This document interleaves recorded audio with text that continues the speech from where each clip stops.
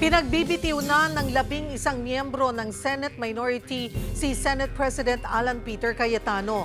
Kasunod dito ng tila pag-boycott sa sesyon ng mga miyembro ng mayorya.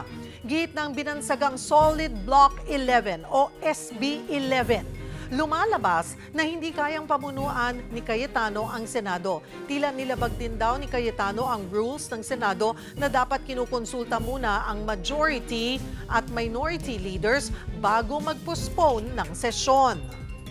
Senate President Alan Peter Cayetano should resign as he has shown that he cannot function as the leader of the Senate anymore. Imbis na pumasok sa RICO, itong si SP Alan, sa Facebook siya, papasok.